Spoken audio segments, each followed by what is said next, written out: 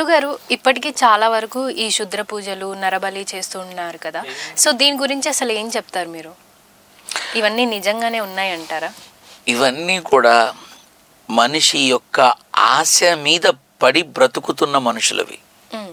అంటే ఆశ ఇప్పుడు ఒక విధానం ఉంటుందమ్మా.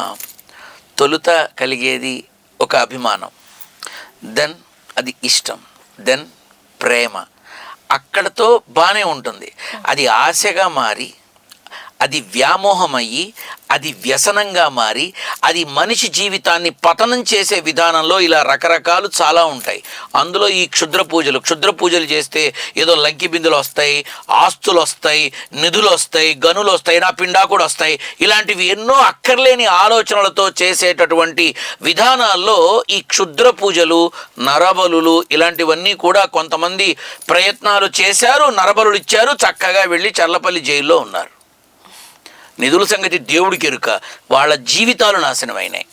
ఇక్కడ మనం గమనించాల్సింది ఏంటంటే, మన చరిత్రలో గుప్త నిధులు ప్రాచీన కాలంలో ఇదివరకటి తరతరాల ముందు కొన్ని వేల సంవత్సరాల క్రితం ఆనాటి విధానాల్లో గుప్త నిధులు కానీ బంగారం కానీ ఇలా కానీ పెట్టారు అని ఒక ప్రతీక ఉండేది. అది తప్పు కాదు. కానీ వాటిని తీసే క్రమంలో నరబలులు ఇస్తే జరుగుతాయని కొంతమంది చేసిన ఆ విధానం వాళ్ళ జీవితాన్ని నాశనం చేసింది. సో నరబలులు ఇవ్వటం వల్ల వెళ్ళి చక్కగా జీవితాంతం యావజ్జీవ శిక్ష పడి లోపల ఉంటారు తప్ప నిధులు మాత్రం పైకి రావు. ఇది వాస్తవం. అయితే ప్రభుత్వానికి సంబంధించినటువంటి ఆర్కియాలజీ కొంతమంది ఉంటారు, వాళ్ళ యొక్క సలహాల మేరకు వాళ్ళకి తెలిసినంతగా వీళ్ళకి తెలియదు.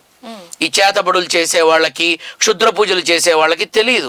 కానీ మనుషుల నమ్మకాల్ని సొమ్ము చేసుకుంటారు.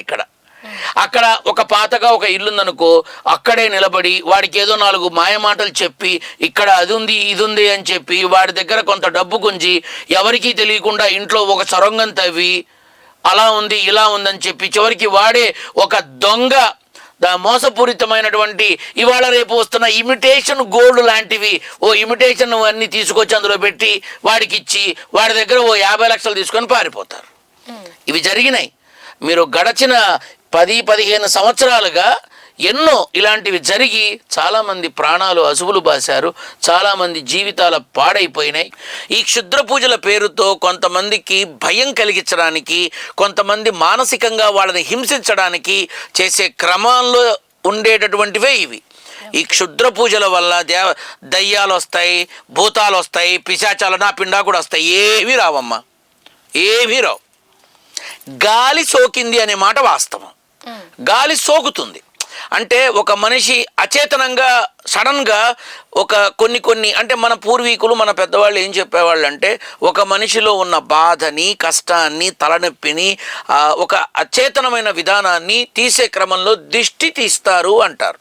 ఆ దిష్టి ఏంటంటే వాళ్ళు సహజంగా ఉపయోగించేది రాళ్ల ఉప్పు కానీ, మిరపకాయలు కానీ, తర్వాత నూనె గుడ్డ కానీ, ఈ నిమ్మకాయలు కానీ వీటన్నిటినీ వినియోగిస్తారు. ఎందుకంటే అవన్నీ కూడా బాగా పవర్ఫుల్, అతి శక్తివంతమైన పదార్థాలు. రాళ్ల ఉప్పు, అలాగే మిరపకాయలు, అలాగే నిమ్మకాయలు, అలాగే ఈ నూనె గుడ్డ అంటే దాన్ని తిప్పి దాన్ని వెలిగిస్తారు. సో వీటి ద్వారా ఆ శరీరంలో ఏదైనా గాలి సోకి దృష్టి పడి, ఎందుకంటే నరుడి కంటికి నల్లరాయే బద్దలవుతుందమ్మా, ఇది వాస్తవం, నా కళ్ళతో చూశాను నేను. అలాగే ఈ దిష్టి కూడా అలా ఉంది కాబట్టి దీన్ని తీసి పడేస్తారు. దాన్ని తొక్కకూడదు, దాన్ని దాటకూడదు, దాని మీద నుంచి వెళ్ళకూడదు. సో ఈ 3 జాగ్రత్తలు తీసుకోవాలి. లేదు అంటే ఆ తీసిన పీడ వీళ్ళకి తగులుతుంది అన్న ప్రాచుర్యం ఉంది. కాబట్టి దిష్టి తీసిన వాటిని ముట్టకూడదు అన్నమాట. అయితే ఈ క్షుద్ర పూజలు ఏవైతే ఉన్నాయో, ఈ క్షుద్ర పూజలు అంటే భూతాలని ఆవహించుకోవడం, ప్రేతాల సినిమా కథలకి బాగుంటాయమ్మా. ఓటీటీలో వచ్చేవన్నీ ఈ కథలే. ఓటీటీలో వచ్చే సినిమాని చూసి ఈ మారుమూల పల్లెల్లో, పల్లెటూర్లలో ఏవైతే కొంతమంది చేస్తున్న చర్యలు ఉన్నాయో వాటి వల్ల కాపురాలు విడిపోతున్నాయి, వాటి వల్ల తల్లిదండ్రులు బిడ్డల మధ్య గొడవలు వస్తున్నాయి. సో ఆధునికమైనటువంటి విధానంలో, మన జీవన విధానంలో దయచేసి క్షుద్ర పూజలు అంటే ఏమిటి, అసలు అవి నిజమా కాదా తెలుసుకోకుండా ఏ తప్పుడు నిర్ణయాలు తీసుకొని జీవితాలు పాడు చేసుకోకండి. క్షుద్ర పూజలకి ఫలితాలు ఏం ఉండవమ్మా, భగవంతుడికి చేస్తే ఉంటాయి. ఓకే గురుగారు, చాలా చక్కగా తెలియజేశారు, ధన్యవాదాలు. శుభం భూయాత్. లక్ష్మీ నారసింహ అనుగ్రహ ప్రాప్తిరస్తు. సో చూశారు కదండి, మరిన్ని అప్డేట్స్ కోసం చూస్తూనే ఉండండి E6 టీవీ. Thank you.